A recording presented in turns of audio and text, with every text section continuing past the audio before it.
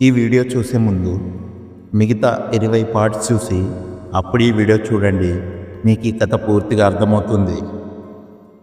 తనకి జాబ్ వచ్చేలా చేశానని థ్యాంక్స్ చెప్తుందేమో అని అనుకున్నాను, కానీ తర్వాత తెలిసింది అసలు నిజం.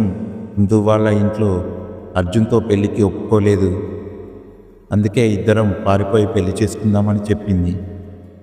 అంతేకాదు, తను పారిపోయి పెళ్లి చేసుకోవడం వల్ల వాళ్ళ నాన్న అవమానం తట్టుకోలేక గుండెపోటుతో మరణించాడని, వాళ్ళ నాన్న చనిపోవడంతో వాళ్ళ అమ్మ ఇందు అర్జున్ని చంపాలని చూస్తుందని, అందుకే ఎవరికి తెలియకుండా అర్జున్ వాళ్ళ ఫ్రెండ్ సహాయంతో వైజాగ్ నుంచి హైదరాబాద్కి వచ్చేసానని చెప్పింది.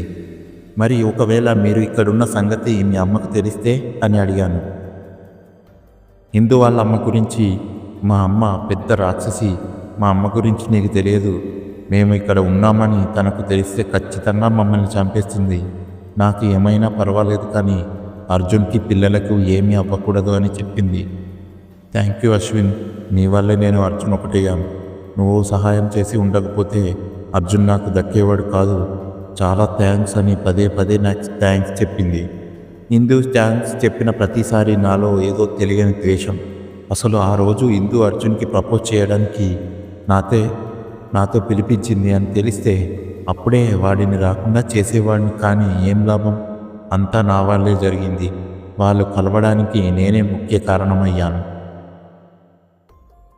10 రోజుల తర్వాత ఇందు ఆఫీస్కి రావడం మొదలుపెట్టింది. నేను ఇందు ప్రతిరోజు ఆఫీస్ అవ్వగానే రెస్టారెంట్లో కూర్చొని కాఫీ తాగుతూ గంటల కొద్దీ మాట్లాడుకుంటూ ఉండేవాళ్ళం. కొన్నిసార్లు టైం కూడా మర్చిపోయేవాళ్ళం. అప్పటికి సరిగ్గా ఇందు ఉద్యోగంలో జాయిన్ అయ్యి 2 వారాలు అయింది. ఆ రోజు కుండపోతగా వర్షం పడుతుంది. అప్పటికి ఇందు ఇంకా ఆఫీస్ రాలేదు. ఆగకుండా వర్షం పడుతుంది కదా, అంత వర్షంలో ఆఫీస్కి ఏం వస్తుందిలే, ఈరోజు లీవ్ తీసుకోమని చెబుదామని ఇందుకి కాల్ చేశాను. లిఫ్ట్ చేయలేదు. అలా తనకి 3 సార్లు ఫోన్ చేశాను, కానీ తన నుంచి ఎలాంటి రెస్పాన్స్ లేదు. ఫోన్ లిఫ్ట్ చేయడం లేదు అంటే ఆల్రెడీ ఆఫీస్కి బయలుదేరిపోయినట్టుంది. పాపం ఇంత వర్షంలో తడుచుకుంటూ ఎందుకు రావడం? అట్లీస్ట్ తన దగ్గర గుడగైన ఉందో లేదో అని ఇందు గురించి ఆలోచిస్తూ అలా డోర్ దగ్గర ఇందు కోసం నిలబడి ఉండిపోయాను. సరిగ్గా అరగంట తర్వాత ఇందు ఆఫీస్కి వచ్చింది. అప్పటికే వర్షంలో బాగా తడిసిపోయింది. ఇంత వర్షంలో ఇలా తడుచుకుంటూ రావడం అవసరమా? ఇందుని తిట్టాను. జనరల్ మేనేజర్ నా ఫ్రెండ్ కదా అని, వర్షం పడింది, వరద వచ్చింది అని ప్రతిదానికి సెలవులు పెడితే ఆఫీసులోనే నాకు శత్రువులు ఎక్కువ అయిపోతారు బాబు అని సమాధానం చెప్పింది. సరే, ముందు ఈ ఫైల్స్ పట్టుకో అని తన చేతిలో ఉన్న ఫైల్స్ నాకు ఇచ్చి తడిచిన తన బట్టలను పిండుకోవడం స్టార్ట్ చేసింది. అలా నా పిండుకుంటూ ఉంటే నిలువెల్ల తడిసిన తన ఒంటి హంతాలు నా కంటపడ్డాయి. ఇందు 2 పిల్లలకు తల్లైనా తన అందం ఏమాత్రం తగ్గలేదు, ఇంకా పెరిగిందే కానీ ఆహా ఏమి అందం! రింగులు తిరిగిన తన కురులు, వర్షంలో తడిచి ముద్దైన తన సోయగాలు చూసి ఆగలేకపోయాను. ఇన్ని రోజులు ఇంత అందాన్ని కోల్పోయానా అనిపించింది. అప్పుడే అనుకున్నా, ఇందుని ప్రాణానికి ప్రాణంగా ప్రేమించాను, కానీ ఏం లాభం? తన ప్రేమ నాకు దక్కలేదు. అట్లీస్ట్ తన అందాన్ని అయినా దక్కించుకోవాలని అనుకున్నాను. అందుకే అప్పుడే నిర్ణయించుకున్నాను, ఒక్కసారైనా ఇందుని అనుభవించి తీరాలని. బాగా తడిచిపోయావు ఇందు, ఇలా వర్క్ చేయడం కష్టం. సరే, నా రూమ్కి రా, స్వెటర్ ఇస్తాను వేసుకుందాం అని అనగానే ఇందు నాతో పాటు నా రూమ్కి వచ్చింది. ఇందు లోపలికి రాగానే ఫుల్గా ఏసీ ఆన్ చేశాను. ఏంటి అశ్విన్, ఇంత చలిలో కూడా ఏసీ ఫుల్గా పెట్టావు? మన కోసమే ఇందు. ఇంత చలిలో నేను ఉండలేను బాబు. సరే, స్వెటర్ ఇస్తా అన్నావు కదా, ఇస్తే నేను వెళ్ళి వర్క్ చేసుకుంటాను. ఇప్పటికే చాలా వర్క్ పెండింగ్లో ఉంది. ఇందు స్వెటరు అడగగానే సెల్ఫ్లో ఉన్న స్వెటర్ తీసి ఇచ్చాను. థ్యాంక్ యూ అశ్విన్, నేను వెళ్తాను అని చెప్పి ఇందు నా రూమ్లో నుండి బయటకు వెళ్ళబోతుంటే తన చెయ్యి పట్టుకొని వెనక్కి లాగి తనని గట్టిగా కౌగిలించుకున్నాను. ఏంటి అశ్విన్ నీది, ఏం చేస్తున్నావు? నన్ను వదులు అని ఇందు నా నుంచి విడిపించుకోవడానికి ప్రయత్నించింది. ఇందు ఎంత ప్రయత్నించినా నేను మాత్రం తనని వదలలేదు. ప్లీజ్ ఇందు, అర్థం చేసుకో అని నా మనసులో ఇందుపై ఉన్న కోరికని తనకు చెప్పాను. చీ, నువ్వు ఇలాంటి వాడివా? అని అనుకోలేదు. మర్యాదగా నన్ను వదులు. ఈ విషయం అర్జున్కి చెప్తే నిన్ను చంపకుండా వదలడు అని అంది. అర్జున్ గారి ప్రేయర్ వినగానే నాకు కోపం చిర్రెత్తుకొచ్చింది. వెంటనే ఇందుని నా ఎదురుగా ఉన్న సోఫాలో గట్టిగా విసిరేశాను. ఏంటి? అర్జున్ గారికి చెప్తే నన్ను చంపేస్తాడా? చెప్పవే చూద్దాం.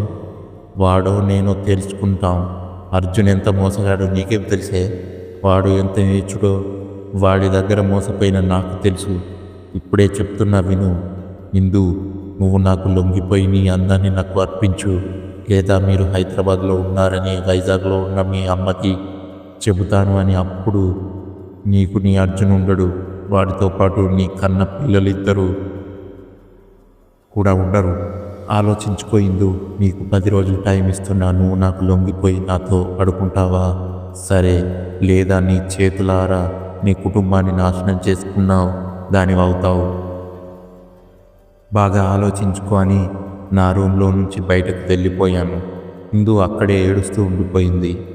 ఆ తర్వాత రోజు నేను ప్రతిరోజు ఇందుని నాతో ఆ పనికి ఒప్పుకోమని పదే పదే వేధించాను. అయినా కూడా ఇందు లొంగలేదు. 10 రోజులు గడిచింది.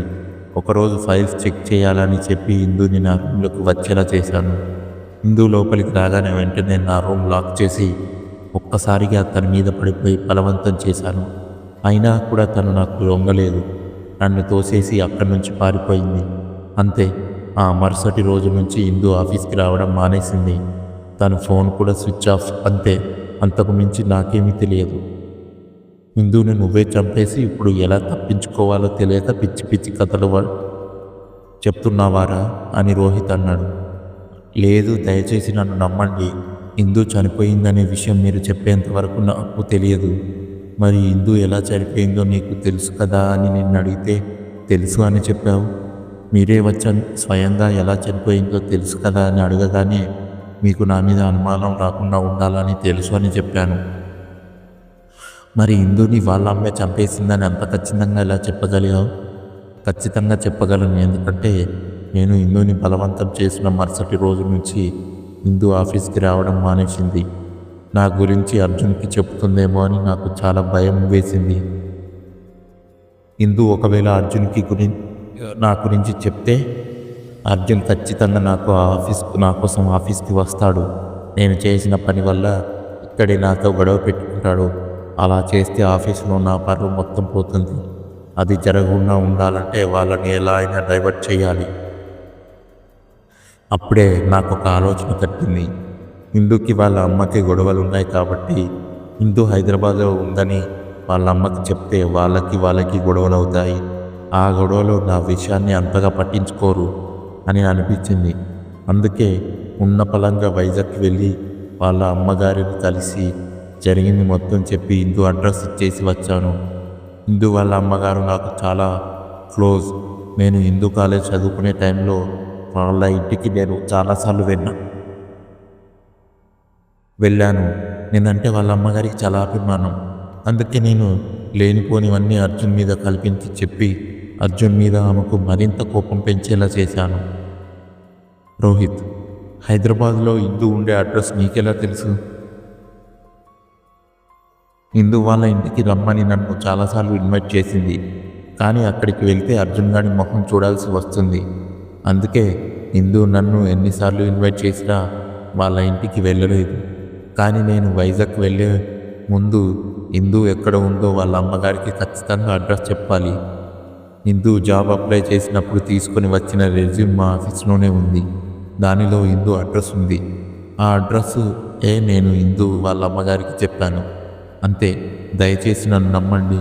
అంతకు మించి నాకేం తెలియదు. మీరు నన్ను కొట్టినా తిట్టినా ఇదే నిజం. నన్ను నమ్మండి.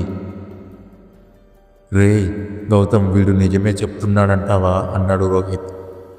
వదిలేద్దాం, నిజమే చెప్తున్నాడు. వీడితో మనకింక అవసరం లేదు. టార్చర్ చేశాడు రా పాపం ముందుని. వీడిని ఇలా వదిలి బుద్ధి కావడం లేదు. నేను కోపంగా అశ్విన్ దగ్గరికి వెళ్ళాను. నువ్వు అనవసరంగా మనిషిగా పుట్టావురా. నీకంటే కుక్కలు నయం. అదే హిందూ ప్లేస్లో మీ తల్లు మీ చెల్లో ఉంటే వాళ్ళని కూడా ఇలాగే చేస్తావా? నువ్వు చేసినా చేస్తావు. ఎందుకంటే నువ్వు మనిషివైతే కదా. నిన్ను అసలు కుక్కలతో పోల్చడం కూడా వేస్ట్. నీకంటే అవే బెటర్. వాటికి కనీసం విశ్వాసమైనా ఉంటుంది.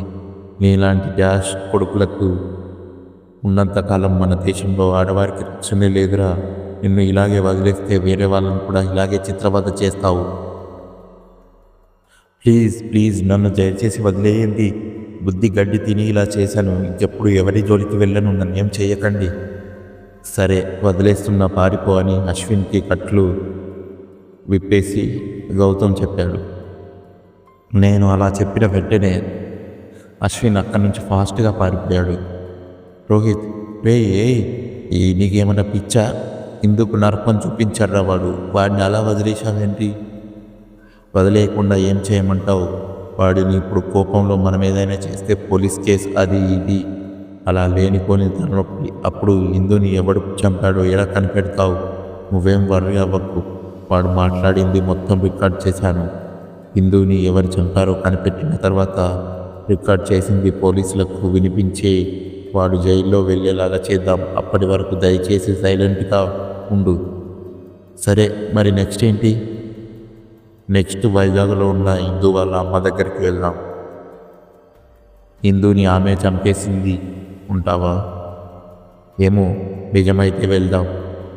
మనమైతే వెళ్ళిన తర్వాత అక్కడ ఇంకెన్ని నిజాలు తెలుస్తాయో చూద్దాం. తర్వాత ఏం జరగబోతుందో తెలుసుకోవాలంటే నెక్స్ట్ పార్ట్ కోసం వెయిట్ చేస్తుండండి.